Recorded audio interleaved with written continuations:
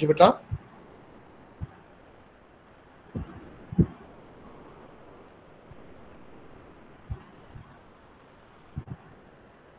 जी जी ठीक है, thank you.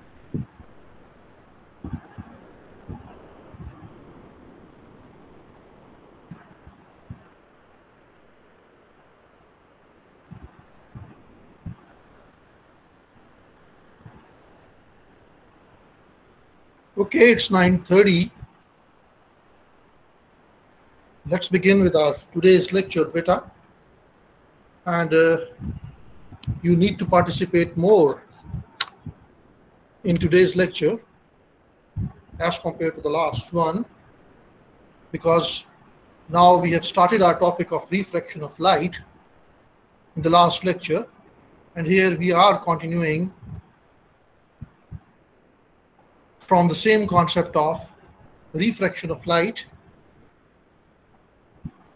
We have finished our last lecture at Snell's law. The last concept we did in the last lecture was the Snell's law, or the law of refraction, a very important law of refraction.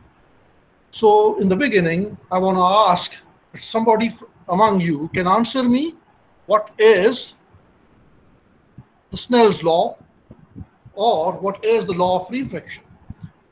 Shabash, somebody has to attempt it. What is Snell's law or law of refraction?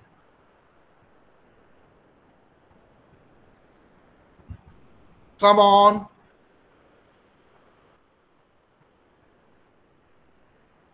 Can you hear me, children?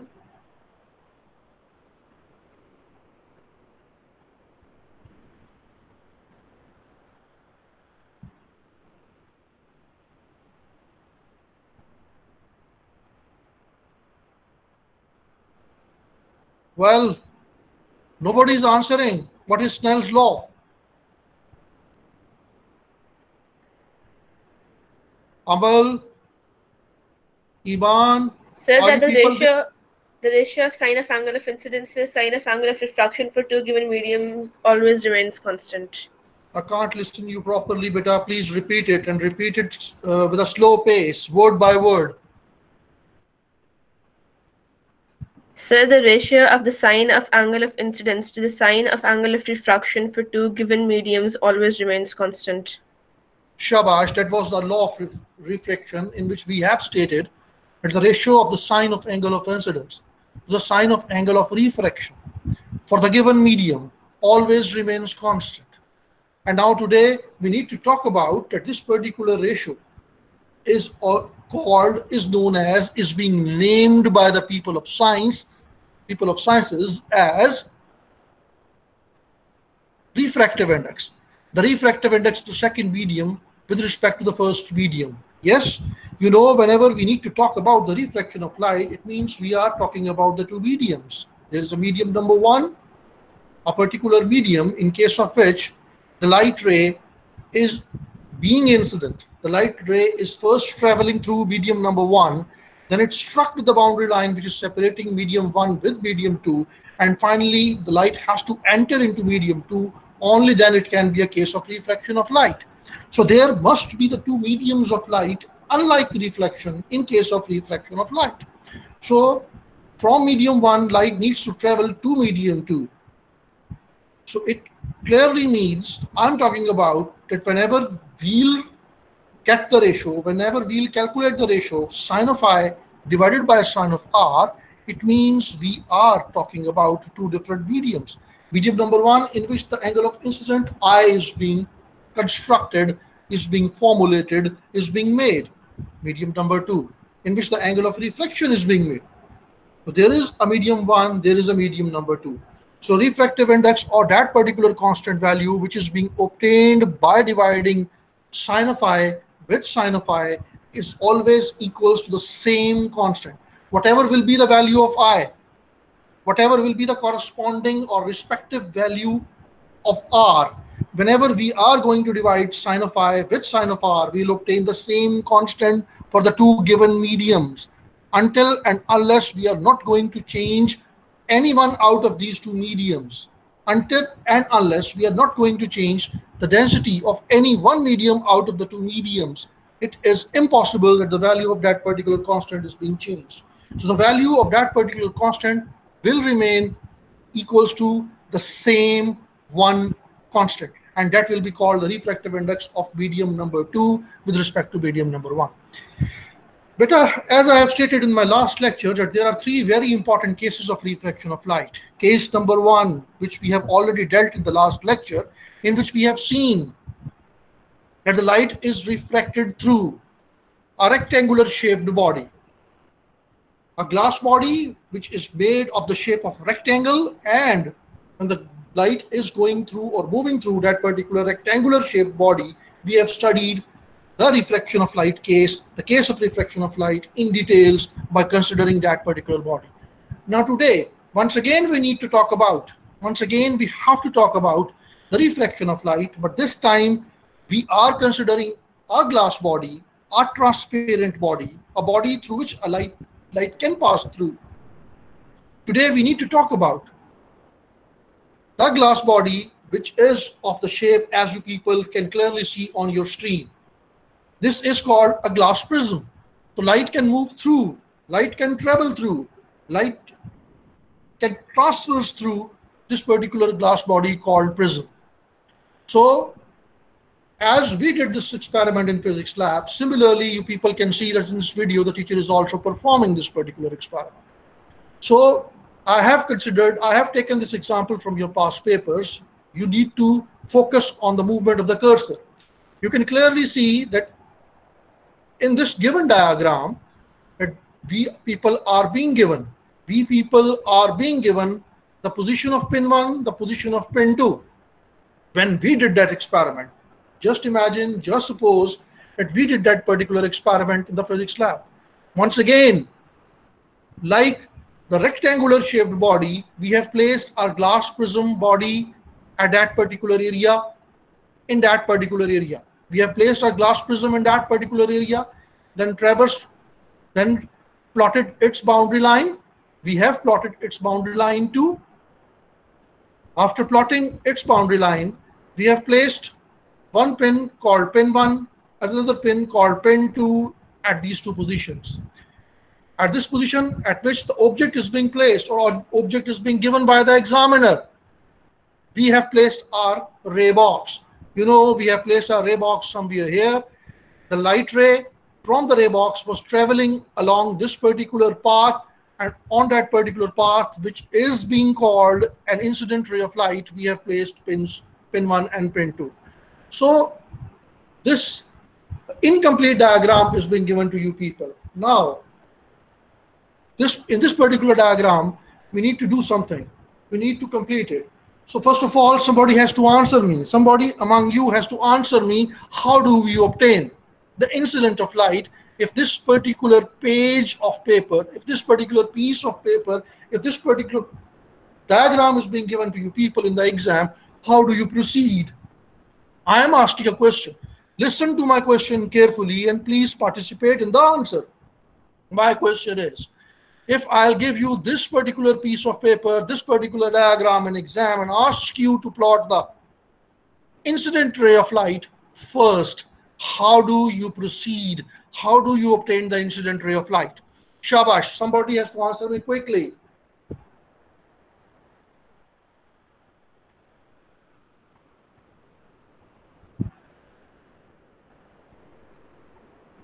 Please come on, open the mic and answer me.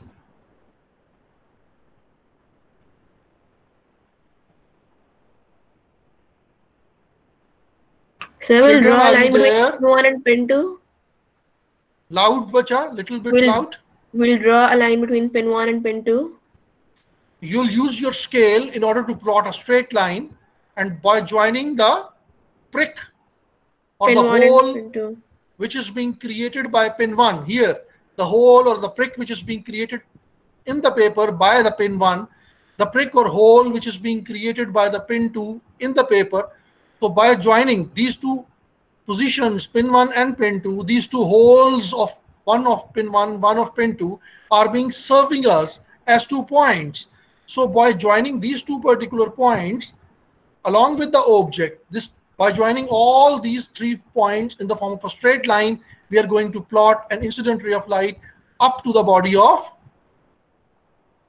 boundary line which is separating the two mediums. Both mediums. Yes. Shabash beta. Now answer me, how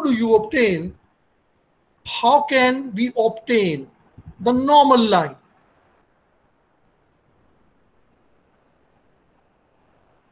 Yes, we have plotted the incident ray of light, as you can see, by joining the position of pin 1 and pin 2. We have plotted the emergent ray of light too by joining the positions of pin 3 and pin 4 too. Now in this effort, we have also obtained a point of incidence and point of emergence too. So now my next question is, please listen carefully and participate. I'm asking this question from all of you beta, not only from 2 or 3 children. I'm asking this question from all of you. So all of you need to participate. I'm recording this lecture, so your participation will also be recorded. So please participate. I want to see how many of you are listening to me, how many of you are on the same page with me.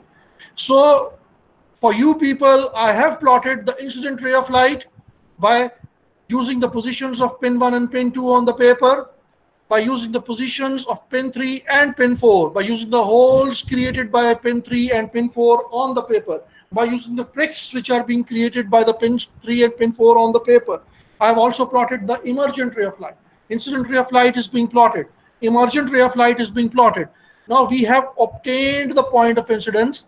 We have also obtained the point of emergence. Now my question is, how can you people obtain in this diagram, or how can you people answer to the examiner by using this diagram if your examiner is asking you, is telling you, is instructing you to plot the refracted ray of light? I repeat, how can you people plot the refracted ray of light in this diagram, on this diagram, if you people are being given with incident ray of light and emergent ray of light as shown in the diagram? Shabash.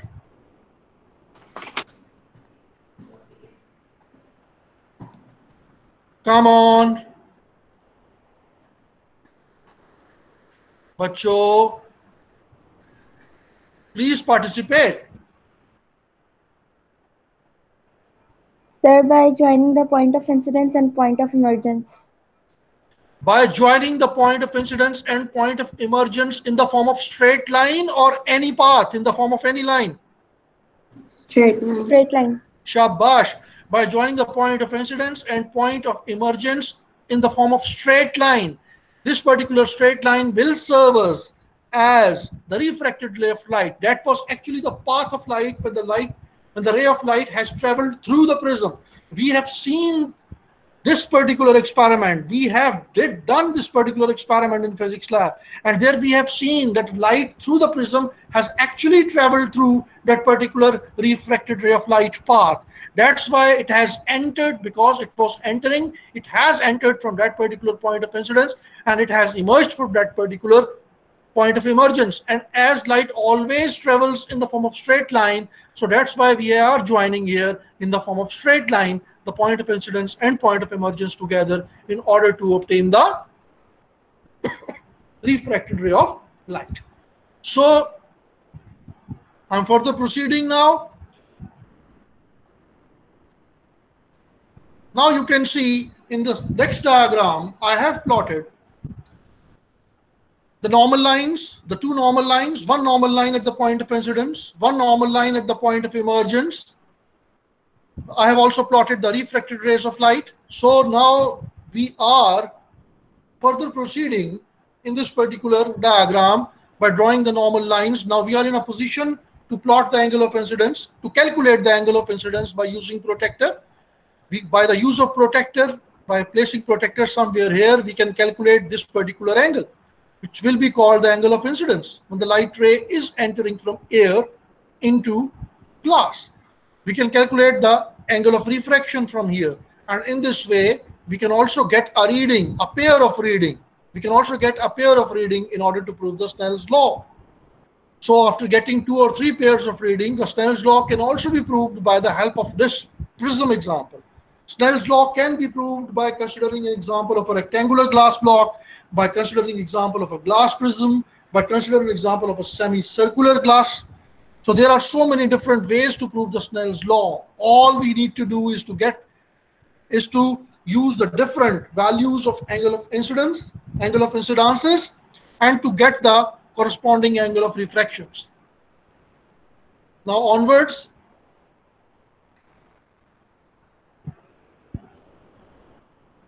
I have extrapolated these two lines. I have extrapolated the incident ray of light. You can clearly see that the incident ray of light is being extrapolated in the forward direction. The emergent ray is also being extrapolated in the backward direction. See here, this was the incident ray of light. The incident ray of light was traveling from the side of the object to the side of the prism, and it travels straight through. It is traveling straight through. The incident ray of light is traveling straight through. Similarly, the emergent ray of light can be extrapolated in the backward direction. Here the incident ray of light is extrapolated in the forward direction. Here the incident ray of light is extrapolated in the backward direction. Why have we extrapolated these two lines? Or what is the intention of the examiner by asking you to extrapolate these two lines, these two rays of light? Why examiner is asking you to extrapolate?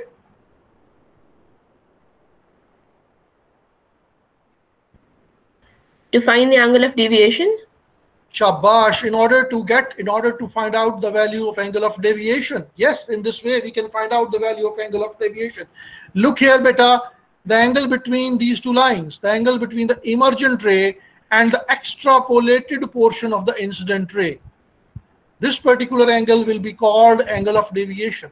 This angle is equal to this particular angle. I mean, angle of deviation can also be obtained by calculating the angle between the incident ray of light and the extrapolated portion of the emergent ray. Listen to my words very carefully. Listen to my words very carefully. I'm saying the angle of deviation can be obtained by calculating the angle between the incident ray of light and the extrapolated portion, extrapolated part of the emergent ray of light. Or this angle of deviation can also be calculated by calculating the angle between the emergent ray of light and the extrapolated part of the incident ray of light.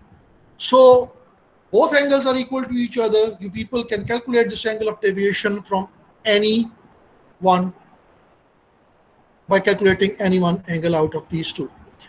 Now I am reaching to the final case of refraction of light. I have already told you in the beginning of the lecture that there are three very important cases of refraction of light. The number one is the rectangular glass block case. The number two is the prism case, and the number three is the semicircular glass block case. So finally, now we have reached the semicircular glass block case. You people are watching this video. Please watch this video carefully. Now my next questions will be about it. You people can see that in the beginning, in the very beginning of the experiment, here the ray box is being given, a semicircular glass block is being given. Semicircular glass block is being placed on the paper, its boundary line is being traced. Also, the values of some angles are being shown by the teacher, and you people can see clearly in the starting example that this incident ray of light is traveling straight through. This incident ray of light is entering from this point of incidence from air into glass, then it is traveling straight inside the glass, then it is emerging out, but it is not being bended anywhere. The ray of light is not being bended at that particular point. The ray of light is not being bended at that particular point. At both these 2 points, point of incidence and point of emergence, the ray of light is not being bended. Why the ray of light is not being bended at that point? It is not being bended at that point. When we have already been studied that the ray of light will bend, or it has great chances of bending when it enters from air into glass or when it emerges out from glass into air. Why it's not being bended? Answer me, please. Sir, because at both ends the Sir, angle of incidence is 0. Because the angle of incidence, the value of the angle of incidence at that particular point is 0. The value of angle of incidence at that particular point is 0. But it is difficult to see whether the value of angle of incidence at that point is 0 or not. How can we say, how do we know, how can we calculate that the value of angle of incidence is 0 at that point? Sir, by drawing a tangent. Because we need to plot a tangent line. Since this surface is curved, so we need to plot a tangent line at that particular point. And we all know the line which comes from the center of the circle is called a radial line. A radial line and tangent line always makes an angle of 90 degrees with each other. So here, in the present case, our radial line will be serving us as a normal line too. So radial line will be serving us as a normal line, or radial line and normal line will overlap each other, and radial line and normal line both will make an angle of 90 degrees with the tangent line. But since we know that the angle of incidence is the angle between the normal line and the incident ray of light. Here the incident ray of light, this particular incident ray of light is making an angle of 0 degree with the normal line. So that's why the light travels straight through without bending at a point. Okay? And similarly, the angle of incidence is 0 here. It is very easy to see why the angle of incidence is 0 here. So I'm not repeating it here. It is very easy to calculate that angle of incidence is also equals to 0 here. So that's why the light ray is traveling straight through. Now, watch this video carefully. And my next questions or my next part of the lecture will be about it. The value of angle of incidence is slowly and gradually being increased. You can see that the value of angle of refraction is also being slowly and gradually increased. Yes. Now somebody has to answer me, what do I do if I need to prove the Snell's law here? By the help of this experiment, by the help of this particular experiment, is it possible to prove Snell's law?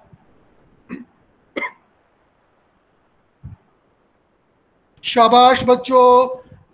I can see so many of you are online, but only 1 or 2 are answering. 19 people are with me at the present moment, but your answers are not coming from most of the cases, from most of you. Please participate. How can I prove the Snell's law? By using this experiment.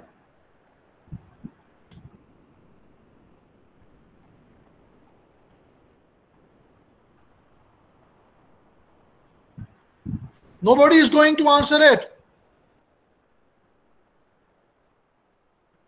Snell's law is all about that we need to prove that the value of sine of I divided by sine of R, the ratio of sine of I over sine of R remains constant. So what do? I'm going to consider different values of angle of incidences. As an example, when the incident ray of light was overlapping this 10 degree centigrade angle, at that particular position, I need to calculate the value of angle of refraction. We are going to tabulate those values. The first column will be the number of observations. The second column will be of angle of incidences. As an example, first we can consider the value of angle of incidence equals to 10 degree. Then we can consider the value of angle of incidence equals to 20 degree as shown in the diagram at the present moment. Then the angle of incidence can be considered as 30 degree. Then the angle of incidence can be taken as 40 degree. We will obtain the 4 different corresponding values of R1, R2, R3 and R4 respectively against 10 degree centigrade angle of incidence, 20 degree, 30 degree and 40 degree. Then the corresponding sine of I's, the corresponding sine of refractions are also being calculated. And finally, we are going to prove that all those values of sine of I over sine of R remains constant, remains same. So by the help of this experiment, Snell's law can also be proved. Coming back towards the refraction of light, if you people are being given this particular piece of paper, this particular diagram in your exam, in which you can see that the value, that the incident ray is already being plotted for you, how can you people plot the emergent ray of light on this piece of paper? Okay, now coming towards this diagram, bacho, this diagram. I'm talking about this diagram now. How can you people plot the value of angle of, the emergent ray of light in this? Shabash. How can we plot the emergent ray of light in this piece of paper? Sir, by joining those 2 points. Those 2 points are labeled as M1 and M2, I guess. M1 and M2. You're talking about points M1 and M2, beta? Come on. You're talking about point M1 and M2? G, sir. Okay, by joining points M1 and M2 in the form of straight line, extending that line up to the boundary line of semicircular glass, in this way we can obtain the emergent ray of light. So once again, you can see that in the next diagram we have plotted the emergent ray of light. Incident ray of light is being plotted, emergent ray of light is also being plotted. How can we obtain the refracted ray of light in this diagram? Refracted ray of light? By drawing a straight Sir, line by between the joining By joining the point of incidence and point of emergence. shabash, by joining in the form of straight line the point of incidence with the point of emergence. If we'll join in the form of straight line the point of incidence with the point of emergence, we can draw the refracted ray of light 2 in this diagram. So once again, we have obtained the incident ray of light, the refracted ray of light, and the emergent ray of light. And you can see the normal line too. So on this piece of paper, the angle of incidence can be calculated. Please, Yes, sir. off your mics. Whenever I'll ask you the question, only then please on the mics. Otherwise, remain it off. So from this particular position, we can calculate the value of angle of incidence by calculating this angle between the normal line and the emergent ray of light. We can calculate the angle of emergence. So by changing different values of angle of incidences, we can obtain the value of angle of emergence too. In a third lecture of refraction of light, we are going to study the concept of total internal reflection. So see this video once again. I'm going to join by lecture number 2 with lecture number 3 by the help of this video.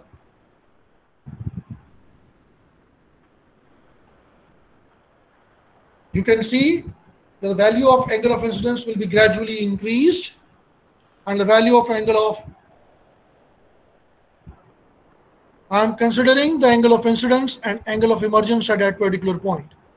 When the light ray is emerging out from glass into air, you can clearly see the angle of incidence is smaller here, the angle of emergence is larger here, and slowly and gradually when this value of angle of incidence by using the same point of incidence is being increased, the value of angle of emergence is also being increased. And a point arrives at which, and the point of incidence and the angle of incidence arrives at which you can see the value of angle of refraction becomes equals to 90 degree. We are going to talk about it in our next lecture. We're also going to talk about the concept of total internal reflection in our next lecture. So today's lecture is being finished now, and now please stay if anyone has to ask a question. Otherwise, you may leave now. Thank you.